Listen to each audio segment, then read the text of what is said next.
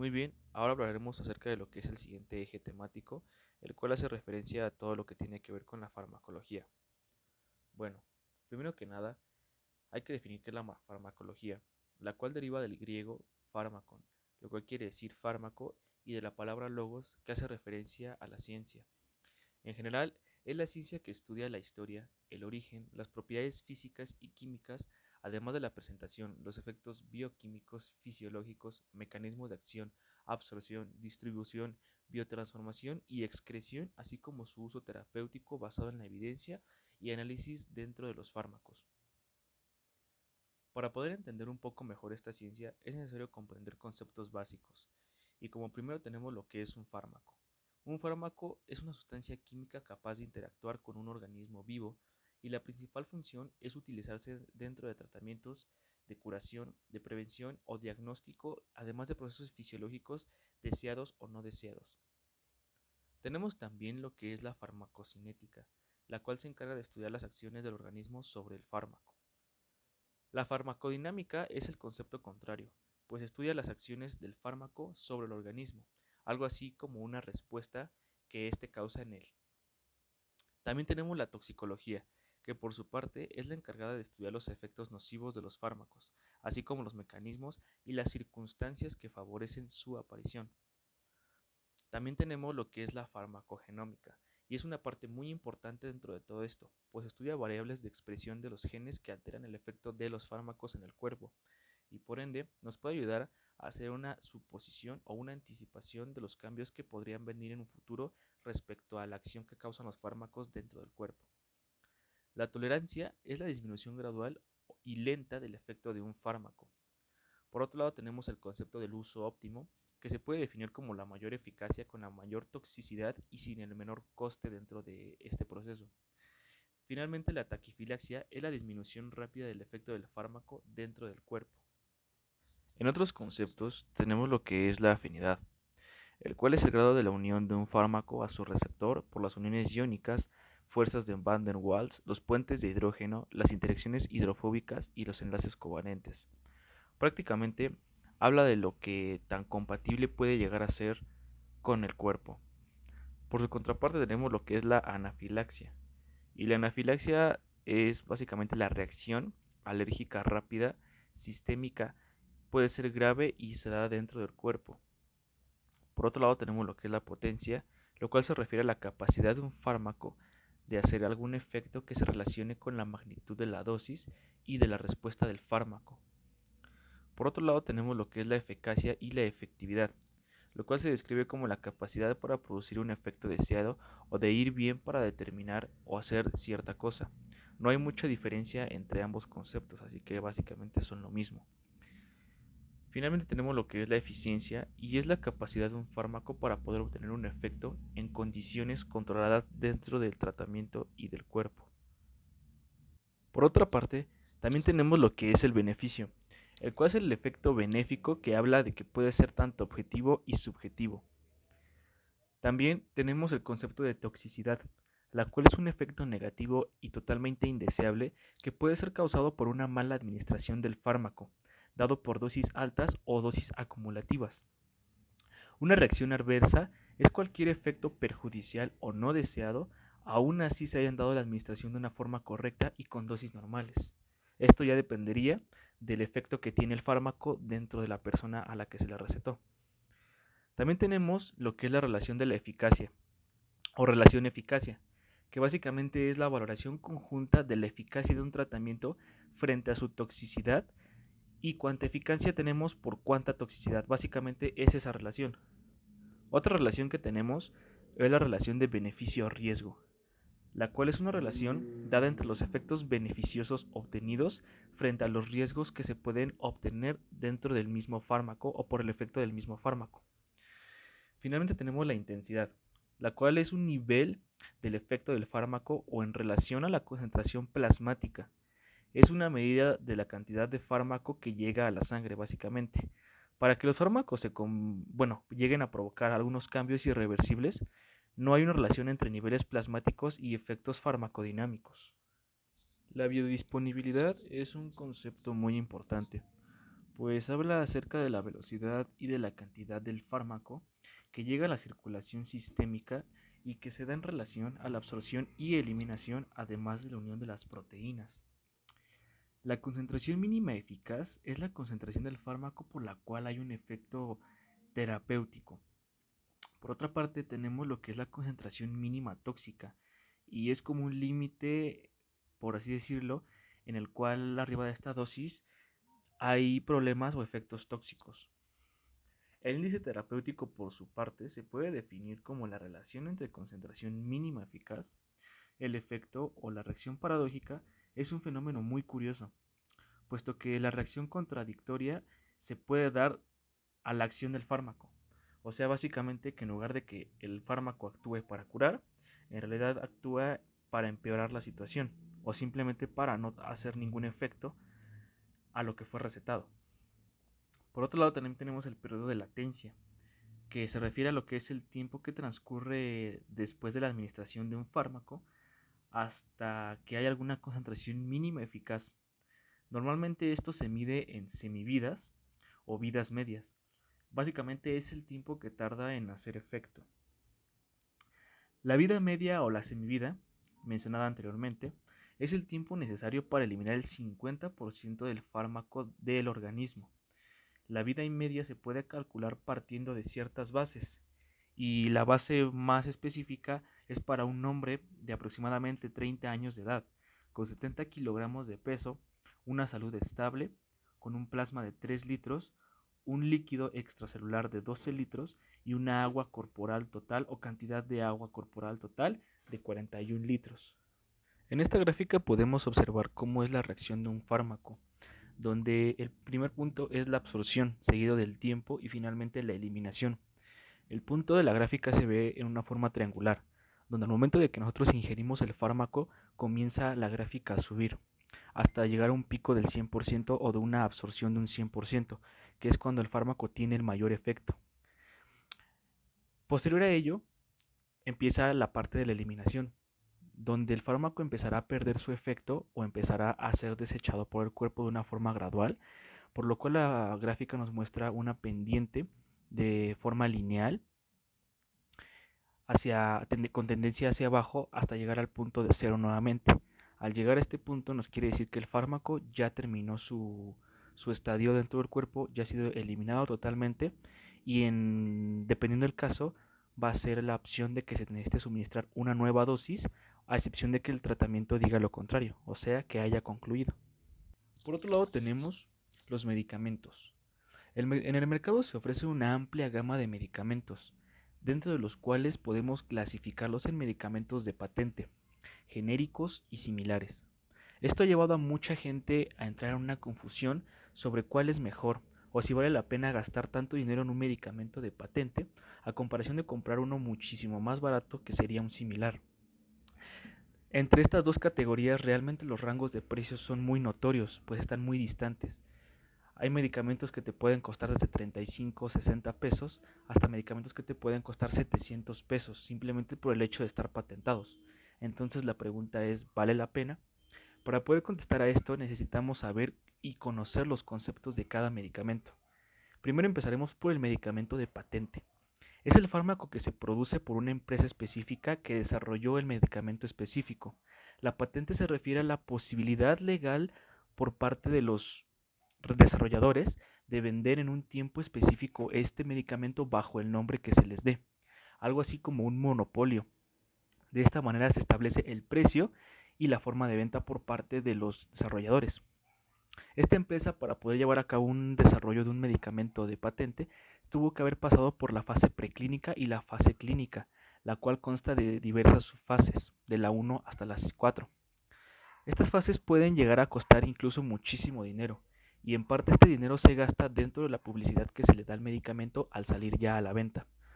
Por otro lado, tenemos los medicamentos bioequivalentes o tipo genéricos, y estos hacen referencia a los medicamentos de patente que ya han pasado por el tiempo necesario para quitarse dentro del monopolio de la venta por parte de la empresa.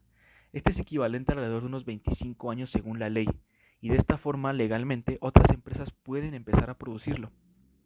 Al hacer esto, el precio va a bajar y la nueva empresa estará obligada a asegurar al menos un 20% de eficacia, eficiencia y concentración con respecto a la fórmula original. Cuentan con el símbolo de la G y la I para dar cuenta de que es un genérico intercambiable. Estos ya no poseen un nombre comercial, simplemente el nombre del compuesto, pues al perder los derechos ya no se pueden llamar como antes. Y finalmente, tenemos los medicamentos de tipo similar. ¿Esto qué quiere decir? Que la patente básicamente ya expiró completamente y esta empresa ya no hace ningún estudio para poder asegurar la eficacia, la eficiencia y la concentración con respecto a la patente, y que también es la principal diferencia en relación a los medicamentos genéricos. Para esta fórmula sigue básicamente la composición inicial del fármaco. Sin embargo, puede usar una marca comercial diferente a la de la patente. A consecuencia de esto, es el hecho de que puede variar su biodisponibilidad, lo cual quiere decir que va a variar la forma en cómo el medicamento puede llegar a tener efecto dentro del cuerpo humano. Bien, por otro lado también tenemos los efectos. El efecto de todo o nada se refiere a cuando se necesita cierta cantidad de receptores para que se dé una respuesta biológica. Si hay los suficientes, se va a dar todo el efecto. Sin embargo, al no haber suficientes, simplemente no hay una respuesta o un estímulo. Tenemos también lo que es el efecto gradual. Se refiere a que cuando se ocupa progresivamente una cantidad de receptores, se produce una respuesta gradual. Puede incrementar la intensidad del efecto o su gravedad, y para que se lleve a cabo de esta forma correcta es necesario pues conocer el fármaco, o que el doctor, el médico o el cirujano conozca el fármaco y la respuesta potencial que éste puede llegar a dar. Finalmente tenemos el efecto máximo, que éste se puede dar sin ninguna necesidad de que se ocupen todos los receptores. Se dice que todo receptor tiene un ciclo biológico, una síntesis, movimiento y una desintegración, además de que hay variables como la densidad, el incremento de disminución y modificaciones de la afinidad que pueden llegar a afectar este tipo de receptores. Ahora hablaremos acerca de lo que son los fármacos agonistas. Un fármaco agonista es una molécula que activa el receptor. Se puede decir que un fármaco es agonista cuando tiene cierta afinidad por el receptor y éste posee una eficacia dentro de su acción. Por otro lado, tenemos lo que es el fármaco antagonista, la cual se puede decir que es una molécula que ocupa el sitio activo pero no activa el receptor. Básicamente, una afinidad por el receptor, pero bien no desencadena ninguna respuesta o inhibe la acción de los agonistas. Tenemos también dentro de los agonistas una subclasificación, de la cual se encuentra el agonista puro. El agonista puro lo que va a hacer es provocar un efecto máximo, sin la necesidad forzosa de ocupar todos los receptores más allá para su eficacia. También tenemos lo que es el agonista parcial. Este requiere ocupar una alta porción de receptores para poder provocar los efectos. La desventaja de este fármaco es que tiene una muy baja eficacia. Se dice que un fármaco es agonista parcial cuando posee una afinidad por el receptor, pero su eficacia sigue siendo inferior que el agonista normal. También tenemos lo que vienen siendo los antagonistas negativos. El antagonista negativo es opuesto al generado por los antagonistas o agonistas puros. No da lugar a ninguna respuesta en ausencia del agonista o al agonista inverso. Sin embargo, puede bloquear la actividad de ambos. El antagonista irreversible es una unión muy fuerte y básicamente es dependiente como principal de la variable del tiempo. Por ejemplo, la ruptura del DNA por los fármacos antitumorales. También tenemos, por otro lado, lo que viene siendo la unión del receptor y el fármaco que se da por enlaces químicos.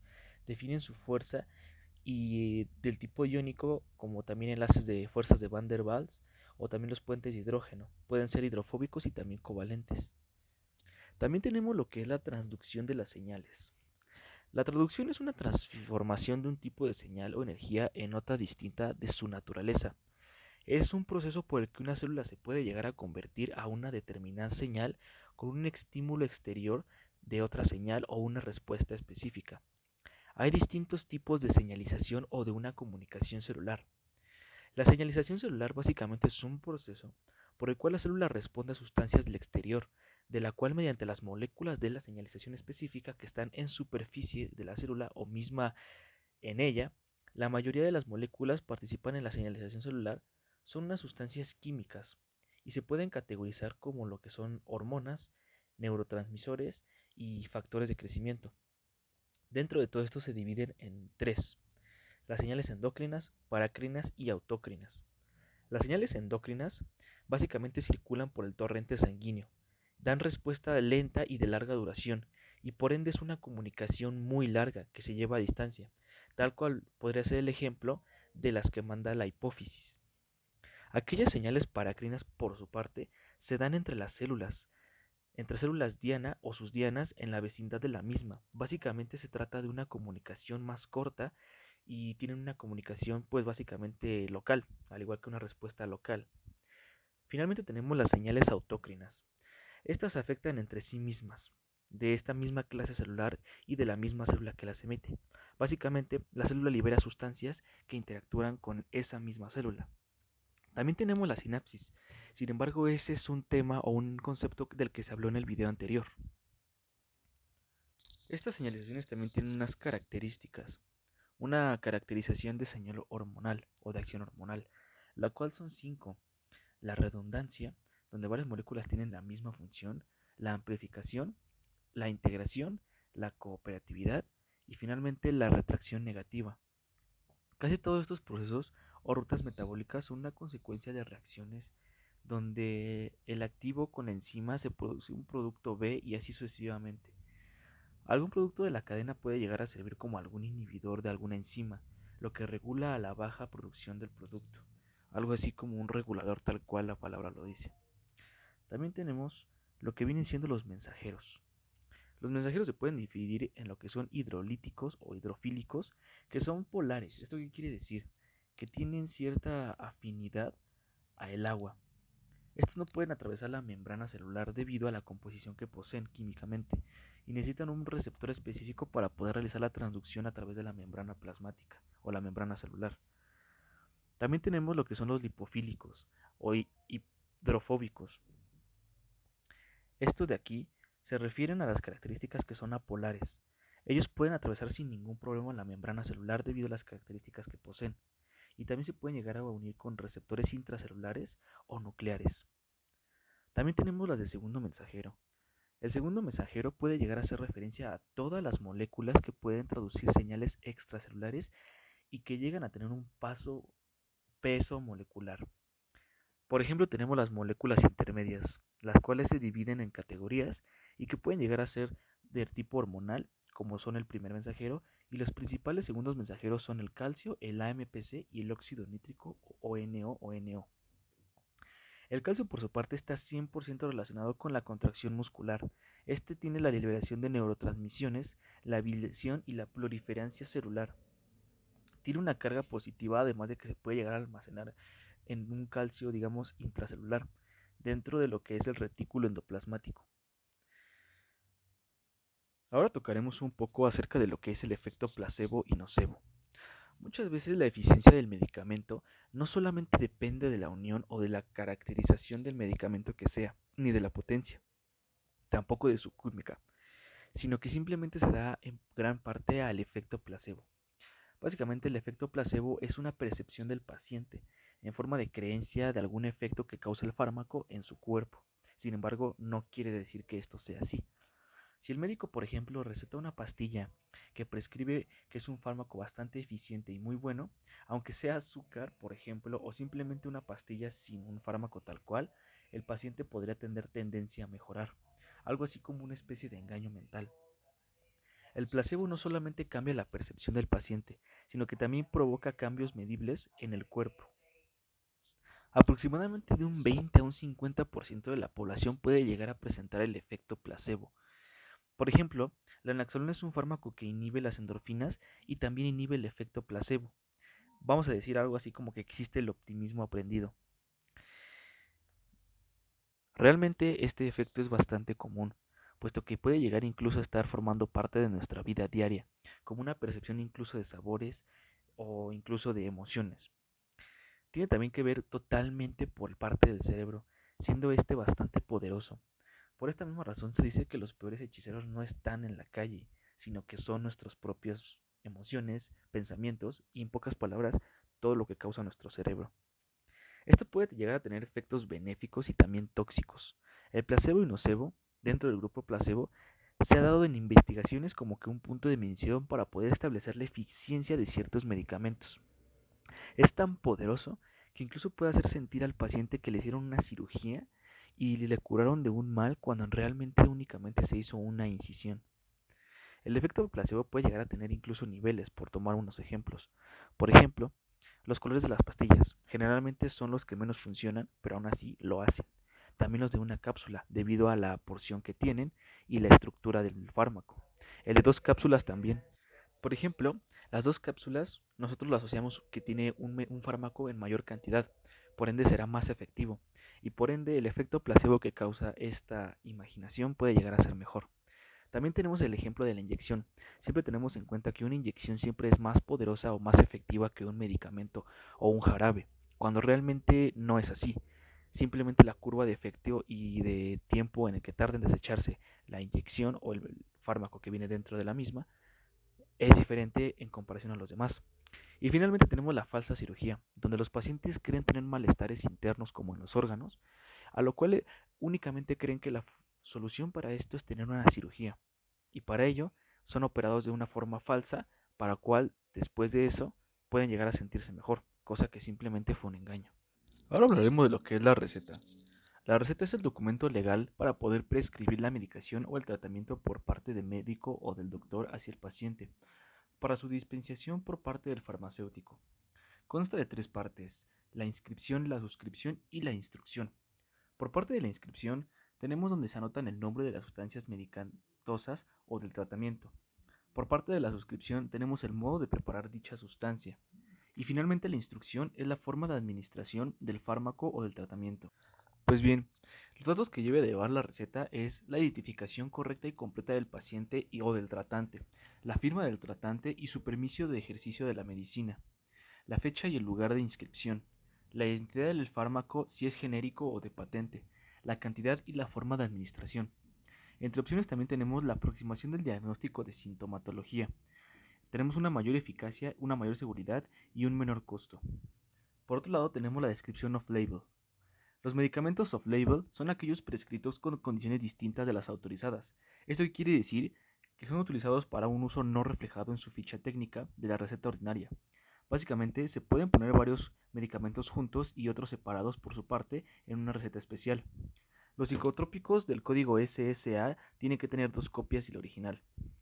Los fármacos se pueden tener una clasificación del 1 al 6 y las características son: en el grupo 1 únicamente se venden con receta, estupefacientes, registro del SSA, metadona, morfina, fentanilo, oxicodona y la codeína. En el grupo 2 tenemos solamente con receta que se retienen en farmacia, por ejemplo en libros de farmacia, el clonazepam, losazepam, ergonatomina y la codeína y el midazotam. En el grupo 3 tenemos con receta para surtir hasta 3 veces. Un registro se tiene que dar después de cada surtida. Por ejemplo, la amitriptilina, clonazepina, litio o el haloperidol. En el grupo 4 necesitamos receta médica resurtible tantas veces como indique el médico. En el grupo 5 es sin necesidad de una receta, únicamente en farmacias.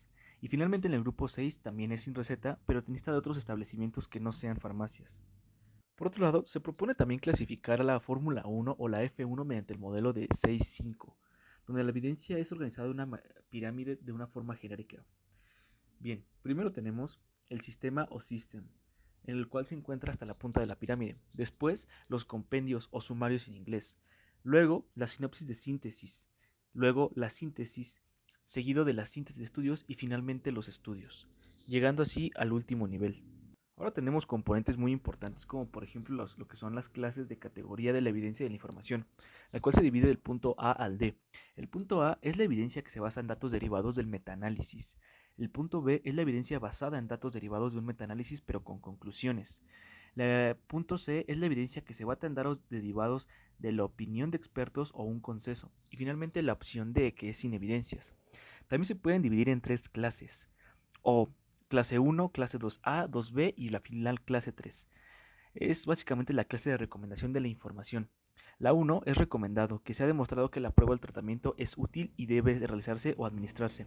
La 2A es recomendado, pero que en la mayoría de los casos, 2 puntos de la prueba o tratamiento dado generalmente se considera útil y está indicado. El 3B recomienda que en algunos casos la prueba de tratamiento puede llegar a ser útil, pero que no puede estar indicado en ciertos casos. Y finalmente la clase 3, que no se recomienda. La prueba de tratamiento no puede llevar o no es útil y debe de evitarse. También tenemos las siglas de PICO. Básicamente son siglas con las que se puede recomendar esta información o esta pregunta. La P se refiere al paciente o problema, a la población, sus características como tamaño, género, edad, etc. La I hace referencia al indicador o a la intervención que se refiere al paciente o población, como los métodos de prevención, diagnóstico o terapia. Luego tenemos la C, que se refiere a la comparación, que es cómo se evalúa contra la relación a qué. Y finalmente tenemos outcome en inglés, o la O, que es el resultado esperado o las consecuencias de la intervención de la población en una comparación del grupo de control. Bien, pues ahora hablemos acerca del concepto de lo que es el metaanálisis. El metaanálisis básicamente es un conjunto de herramientas de estadísticas para poder sintetizar datos de una colección de estudios dentro de un punto que mide el tamaño del efecto del resultado y es muy consistente tanto en su precisión como su exactitud e identifica las inconsistencias y ciertos sesgos. Como dije, está compuesto por exactitud, precisión, veracidad y finalmente sesgo. La intersección es el valor real en la diana dentro de este concepto. Por otro lado, también tenemos el concepto de los medicamentos LASA. Los medicamentos LASA pueden decir que son sus siglas en inglés, aquellos medicamentos que tienen un nombre similar o una pronunciación similar, una imagen de igual similitud incluso. Pueden llegar a poner en riesgo al paciente debido a que puede hacer que caiga en una vulnerabilidad y comenzar un tratamiento erróneo. También lo expone a sufrir consecuencias o efectos adversos debido al tratamiento o simplemente al consumo de medicamentos que no deben de ser, debido a una confusión.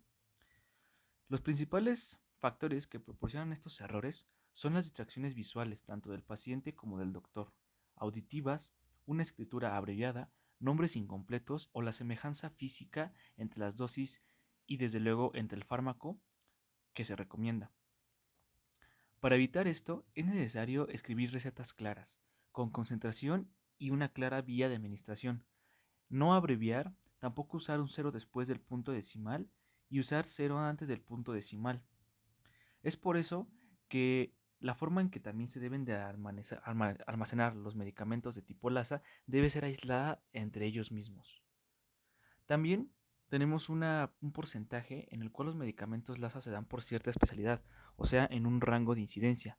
En oncología tenemos un 21%, en neurología un 18%, en cardiología un 11%, en la parte endocrina un 8% y del tipo analgésico un 7%. La parte restante viene siendo otros con un 3%. Bueno, ya hemos estado hablando acerca de qué son los fármacos, cómo es que reaccionan, pero nos falta hablar de una parte muy importante y es la presentación en la que estos vienen. La, la presentación en la que estos vienen va a depender del sitio de aplicación, su biodisponibilidad, la reacción deseada en el fármaco y las características del mismo fármaco. Debido a estas variables va a tener una diversa cantidad de presentaciones para cada fármaco y su administración, incluso el mismo nombre de la medicina. Para su administración cuenta con un químico principal activo y un segundo componente que es el vehículo o simplemente la sustancia vehículo, la cual se va a encargar de llevar el fármaco a su sitio activo para que comience a dar el efecto. Primero tenemos las cápsulas.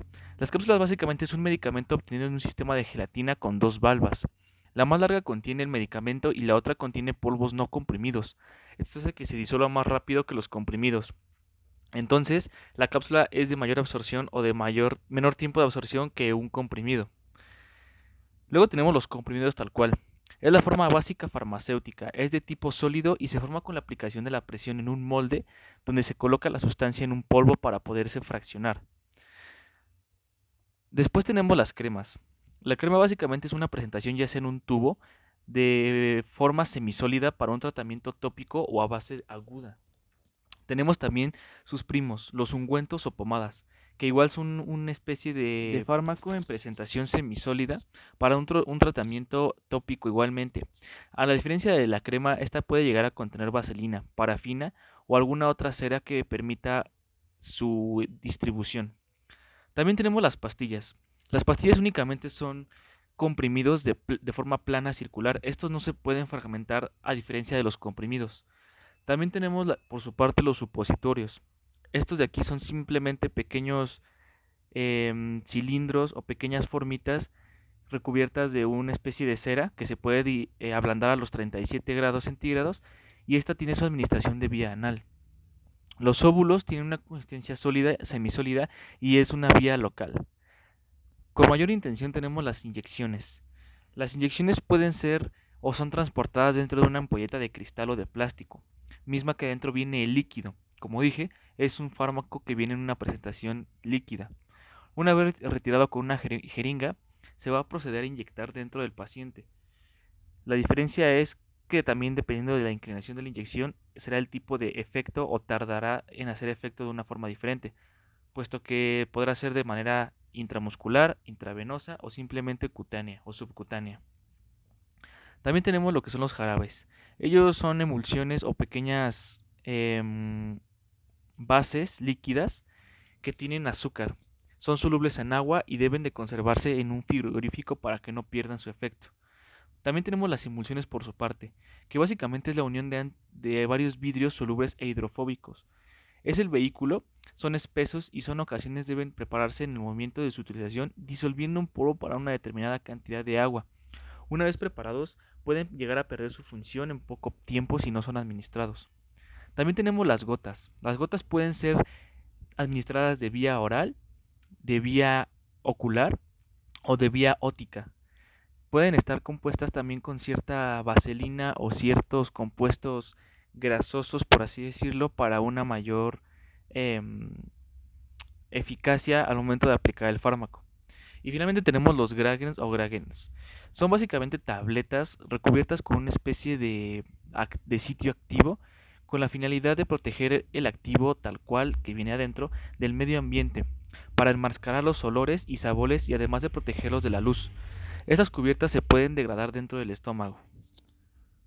Y bien, hasta aquí ha sido todo por parte del apunte de farmacología, del pequeño resumen.